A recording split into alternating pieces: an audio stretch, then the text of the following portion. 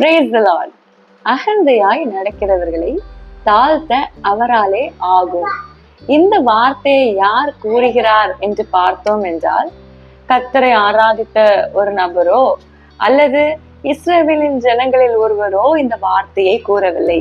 மாறாக இந்த வார்த்தையை கூறியது யார் என்று பார்த்தால், பாபிலோனின் ராஜாவாகிய நேபுகாத் நேச்சார் என்னும் மனிதன் இந்த வார்த்தையை கூறுகிறார்.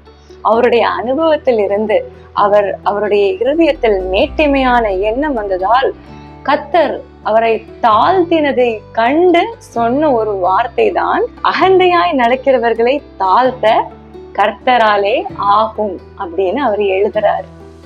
ஆமேன். இன்றைக்கு நாம் தெரிந்து கொள்ள வேண்டிய ஒரு விஷயம் என்னவென்றால், மேட்டிமையான இருதயம் நம்முடைய இருதயத்திலோ சிந்தையிலோ தோன்றுகிறது என்றால் நம்மை தாழ்த்துவதற்கு கர்த்தரால் கூடும். ஏனென்றால் முகத்தை பார்க்கிறதை விட சிந்தையை அவர் ஆராய்ந்து அறிகிறவராக இருக்கிறார். கர்த்தர் நிச்சயமாக சிந்தையில் மேட்டிமை உள்ளவர்களை தாழ்த்துவார். ஏனென்றால் அவர் பெருமை உள்ளவர்களுக்கு எதிர்த்து நிற்கிறார், தாழ்மை உள்ளவர்களுக்கோ அவர் கிருபை அளிக்கிறவராய் இருக்கிறார்.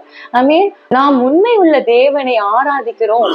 ஏனென்றால் ஒரு பாபிலோன் ராஜா கர்த்தரை அறியாத ஒரு மனிதனே இப்படிப்பட்ட வார்த்தைகளை சொல்வான் என்றால் நிச்சயமாக நாமும் இந்த நாளில் அதை உணர்ந்து கொள்ள வேண்டும். நம்மை தாமே கர்த்தருக்கு முன்பாக தாழ்த்துவோம். கர்த்தர் நிச்சயமாக நம்மை உயர்த்துவார்.